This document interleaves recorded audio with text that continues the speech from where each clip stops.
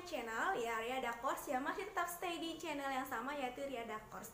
Ya seperti biasa saya akan memberikan materi-materi speaking, conversation ya, tentang TOEFL atau grammar ya, atau analisis lainnya yang bisa dijadikan referensi kita semua dalam proses belajar, proses mengajar baik di rumah ataupun di sekolah ya. Walaupun masih dalam kondisi pandemik ya, tapi kita harus tetap semangat dalam belajar, apalagi di zaman teknologi yang masa sekarang ini yang sudah serba canggih dan bisa semuanya dijadikan sebagai referensi asal kita bijak dalam mengutip semua referensi yang akan kita jadikan landasan atau modal kita dalam belajar mengajar, baik daring ataupun tatap muka, baik di rumah ataupun di suatu lembaga sekolah ya. Hari ini saya akan memberikan satu materi tentang grammatical ya. Grammatical yaitu struktur tata bahasa yang ada di dalam bahasa Inggris, yaitu dengan topik yang mungkin sebagian kita sudah tidak asing mendengarnya, yaitu tentang kalimat langsung atau tidak langsung. Jadi di baik dalam bahasa Indonesia ataupun dalam bahasa Inggris, kita selalu menggunakan, menerapkan atau menulis ya dalam bentuk kalimat langsung ataupun tidak langsung ya, yang mana di dalam bahasa Inggris itu disebut dengan direct speech and indirect speech. Jadi direct speech itu adalah sebuah kalimat langsung dan indirect speech adalah kalimat tidak langsung. Jadi bagaimana dalam membuat sebuah kalimat direct atau indirect. Jadi di sini nanti saya akan jelaskan apa-apa saja yang dijadikan sebagai ya salah satu dasar kita untuk mengetahui bagaimana sih awalnya kita membentuk sebuah kalimat direct dan bagaimana merubah kalimat direct menjadi indirect speech ya. Direct speech itu adalah sebuah kalimat langsung and indirect speech adalah kalimat tidak langsung.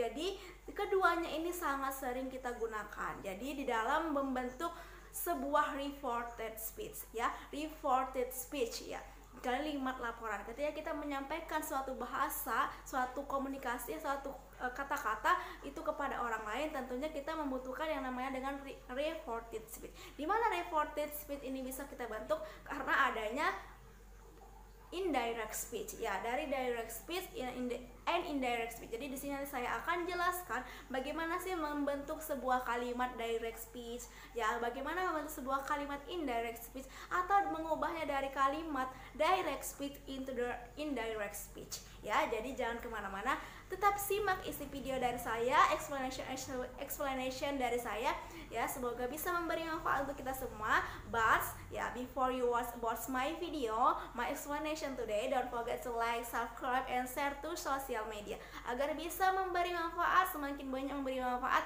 dan saya semakin semangat dalam mengembangkan dan membuat video-video terbaru. Dan jika kalian teman-teman semua ada sebuah pertanyaan atau request tentang materi yang akan saya bawakan ke depannya, kalian boleh tulis di kolom komentar ya. You can write about your suggestion, your question, or your request ya. Oke, check it out.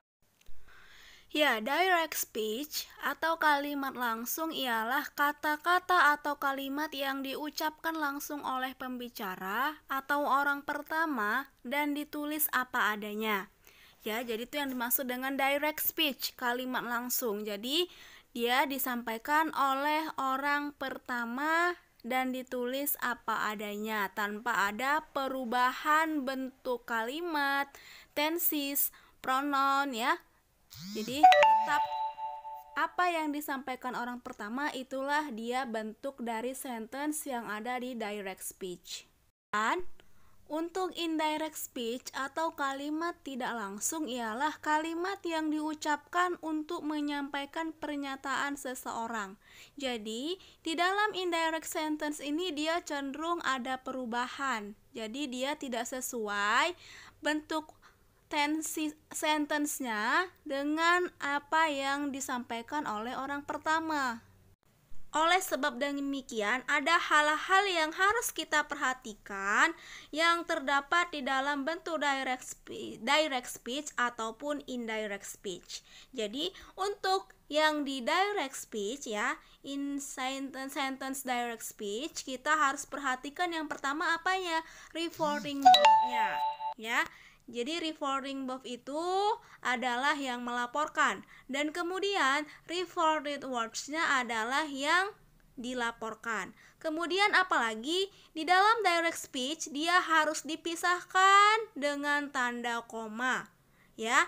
Kemudian reported words ya dalam kalimat langsung ditulis dalam tanda kutip. Jadi kalau di bentuk ya direct sentence ya direct speech sentence kita harus letakkan tanda kutip ya untuk reported words-nya ya. Kemudian in reported verb bisa juga disebut dengan reporting sentence atau kalimat pelapor, reported words atau yang disebut dengan yang dilaporkan. Jadi letak reporting verb itu tidak harus di awal, tetapi juga bisa kita letakkan di akhir kalimat ya.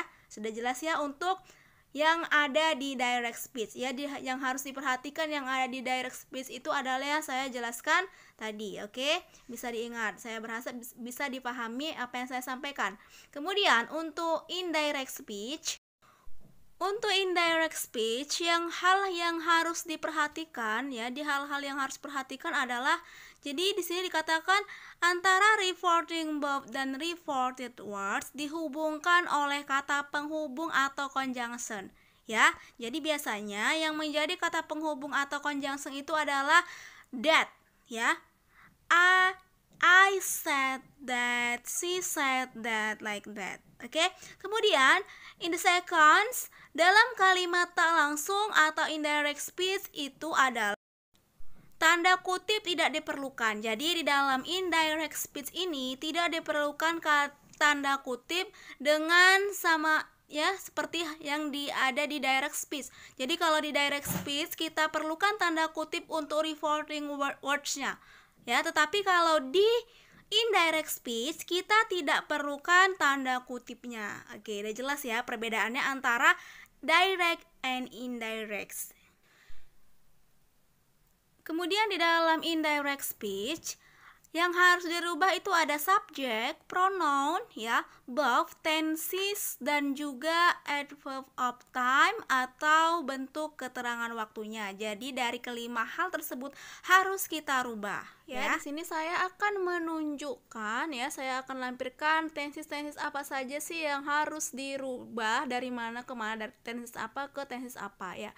Di sini ya di direct ada simple present ya. Jadi simple present itu harus kita rubah ke simple past. Kemudian present continuous harus kita rubah ke past continuous. Present perfect harus kita rubah ke past perfect. Present perfect continuous harus kita rubah ke past perfect continuous.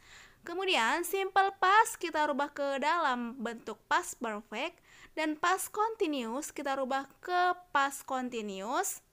Kemudian past perfect ke past perfect continuous ke past perfect continuous, simple future ke past future, future continuous ke past future continuous, future perfect ke past future perfect, future perfect continuous ke past future perfect continuous.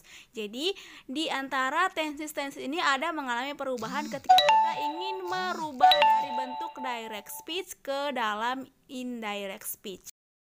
After that, selain tenses, di pronoun juga mengalami perubahan. Jadi di sini ada bentuk-bentuk perubahan yang harus kita rubah ketika kita ingin merubah dari direct speech ke indirect speech. After that, di sini juga ada perubahan bentuk keterangan waktu ya, keterangan waktu ya, dari mulai now ya, after, next week, yesterday, last week, dan lain sebagainya yang menunjukkan keterangan waktu di direct speech ya. Oke. And then after that ya, saya akan memberikan contoh ya. Di sini ada contoh dari kalimat langsung atau direct speech dan kalimat tidak langsung atau indirect speech. Jadi di sini ada he said I saw him ya.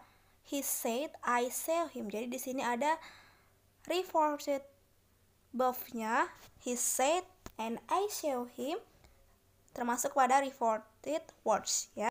Kemudian di sini ada she said that she had seen him, termasuk kepada indirect speech. Jadi di sini yang subjek I berubah menjadi she ya, karena memang mereka adalah yang menjadi subjek di situ adalah orang ketiga tunggal perempuan ya. Jadi makanya menjadi she. Jadi di sini terlihat jelas bahwa perubahan tenses yang terjadi di antara kedua kalimat yaitu direct speech and indirect speech adalah dari bentuk past menjadi past perfect tense. Oke, paham ya sampai di sini? Kemudian ya, jika pertanyaan langsung tidak menggunakan kata-katanya ya, jika pertanyaan langsung menggunakan katanya dan merupakan pertanyaan dalam bentuk yes atau no ya, no question, maka kita menggunakan kata-kata if ya. Whether, jika, apakah sebagai penghubung antara kalimat pengantar dan pertanyaan yang dilaporkan. Contoh ya, sebagai contoh, the boy asked John, does Mary live near here? Ya, kemudian bentuk the indirect speech-nya ya, the boy asked John if Mary live near there. Ya, jadi di sana kita rubah ya, kita tambahkan if ya.